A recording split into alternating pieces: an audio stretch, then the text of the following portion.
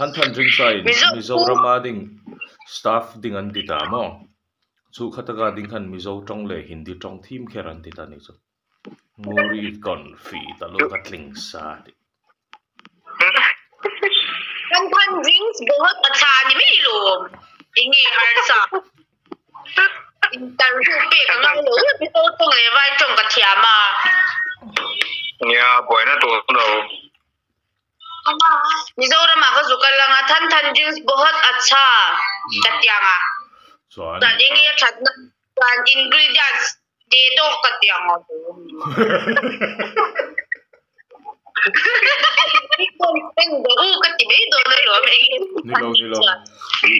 ingredients de do ti chu enge engti mo ingredients de do ho ingredients de do chu enge om zia ingredients en ru ka ti wi ha tha ingredients de do chu ingredients en ru okay than drinks बहुत अच्छा इंगे तुइनान लो ती चुan इंगे बहुत अच्छा nan ti chuan shem cái mà ingredients de do ka don en ru ka ti ni chu ingredients en mo si ha sap ui nang ni jin boring mi zo trong li ma ka ning bai tôi no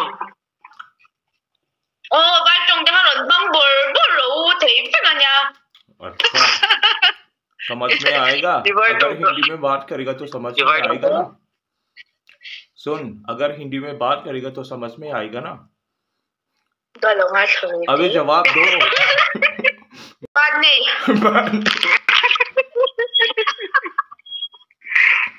पानी पूरी दे दो पानी पूरी नहीं भैया जल्दी जल्दी कितना होगा नहीं नहीं चाहिए अला खाए ना का भैया खा हो तो पानी पूरी जोर पा खा का चीनी चू जल्दी करो जल्दी करो चीनी नहीं लोकल रोकत्या लोकल लो जल्दी करो जल्दी नहीं जो ओम जिया गला से लो अबे मगे जल्दी करो लाई चू लोकल रोकत्या मो ओके दीना नी चू जल्दी नहीं चू लोकल लो दीना नी चू ओ जल्दी करो चू लोकल रो चुan जल्दी नहीं चू लोकल लो ओ vai trong hi dang di ke nang ni vai chụp bắt chinh tụng bàn lai ni बहुत अच्छा अच्छा मुकम्मल तो क्या वही है कब से आता है आपको हिंदी बहुत आता है आपको हिंदी मालूम बहुत अच्छा कहाँ से सीखा किसने सीखा 2004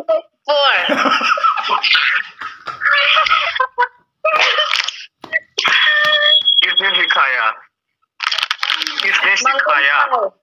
मंगन खाए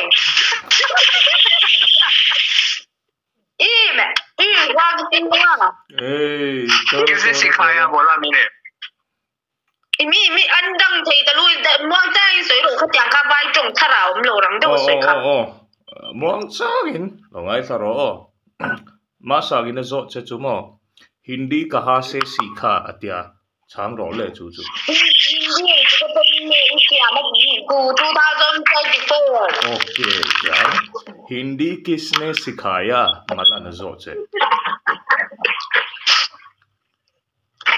quan trọng có sẽ chạm được ra mọi điên thì cái tên như chạm tu thì mấy nhìn đóng 2024 next question to Hindi किसने सिखाया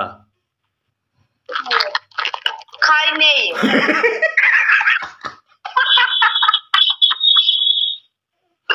hindi em muốn nói chuyện lỗ mì cái mỏ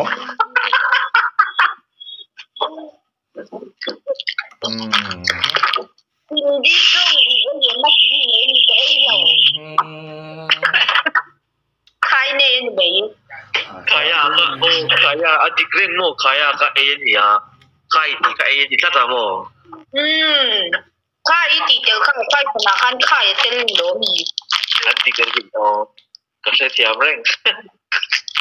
mình soi sale khai ra béo tụi mình thuộc lỗ vào Kisne banaya? ui hết tụi cái số tổ hậu lỗ mì आज सब्जी किसने बनाया? Hindi na hindi banana chu.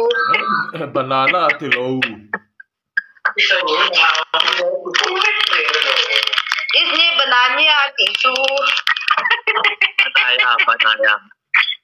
Banaya. Nghe. Cái sợi của nào cũng giờ bông miễn phí mà. Ui uống rượu lý rồi đi học sợi. किसने बनाया? किसने बनाया? किसने बनाया है इला छांग लो. Hindi na nghe chu. Tui nghe xiam mà tí bơ. nghe xiam. Xi môi là xiam, ui chu vai trong cái xiam đằng cái sợi đằng cái tổ lo. Xi môi sabzi. Môi sabzi. Simoy ne banaya itu dengan no. Si môi banaya, bandanaya. Banaya. Si môi bandana. Banaya.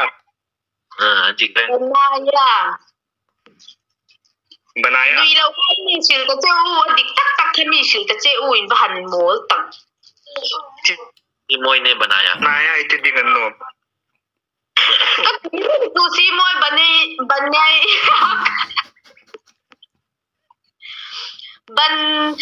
Bayana cái chỉ là chu bạc mà. Bayana itu ya, bayana itu ya, banaya tu no. Simoy ne bayana. Đang khan thì mấy. Nepali pa po Mr. Noodles एक दो तीन का त्याग से में पठुम का दूध. 18 more. Mr. Noodles एक दो तीन का त्याग से में. Artui ka. Artui mo nanda. Ui amol जा तू का बकला mo adora. Bayan nanda एक दो तीन चार पाँच का बच्चा. Oi ahoy mol जा. Artui एक दो तीन चार पाँच. Artui पंगा का तीना निचू. Chu vai trong in. 18 more vai tong kan. Nanda. Baya एक दो तीन चार पाँच नंदा का बच्चा. Ahoy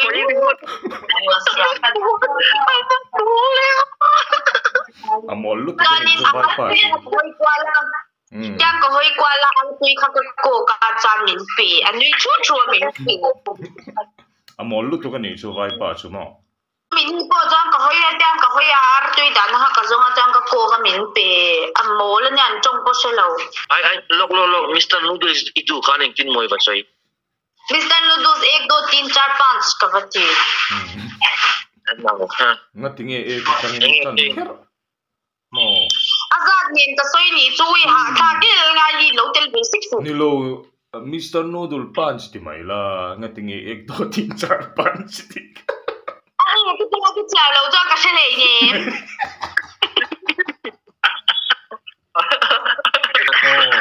1 2 3 4 5 6 7 9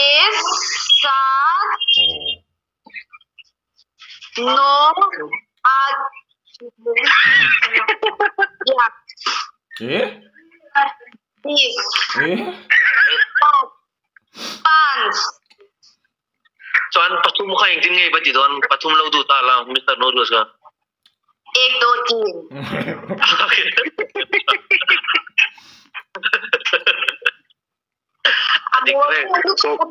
apa sih kangen? Som ka yung tinamtong ka.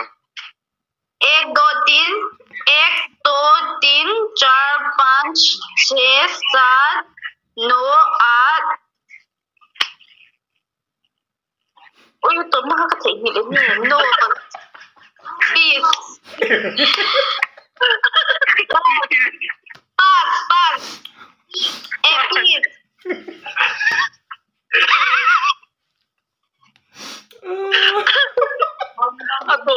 gin apa tu mak kata ikut dia main tak. Das. Das sani.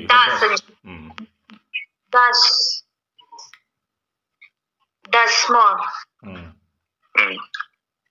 Chơi na samosa khá chứ mô mối tắc như khá khá. Bây giờ cả bên kia là không thực hành mình lâu lạc để sinh ra ai ya mô mình xem mà tụi mình cứ bài phải gặp nói ya khá là chua cái chung là cái chua mà nói ya chua mô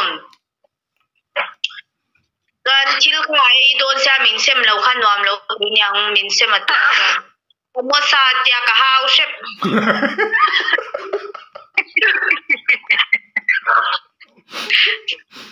chuan samosa kha eng ti mo tiro samosa ni lo itia I soida ingara tro kuti bol vai tiro ektin mo kalau hello samosa tia kamel rurua hei samosa kan tingai lawa mo kasi kan chongin kabya ama pon angai sakura ko singara katya aman mo wasa asingara min se matuma samosa ti se ka kahawani ko ya mo tu ko ya mo rela khoi lai nge dipu bilang kata dipu hur samosa sem tum tu pa cha chuma samosa pakat jami keng nge tam deu keng oi adang ko nga ui khata pu ni hotel chopin na local ni fried rice te aka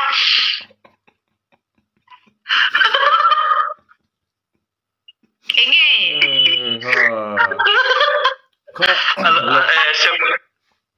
nasi ke na chan chu dam doi te lo phu jang ka dui do na mo ka thwa kha na man tha bi ni chu na mai nei ro kan chu in ka bia na se bi nyang abu samosa ka pakat ja nge keng nge tam deu keng ka he dua alo keng dal te po keng fried rice te po keng midang sem dia ni cuma kerja lah midang bulan ni dia pun sem tuang lo cái mà không mình sem tu mà tuang mình sem tu tuang khác cả lâu hao ni ha samosa ti rồi mà tu orang si cái sẽ về si là vậy xem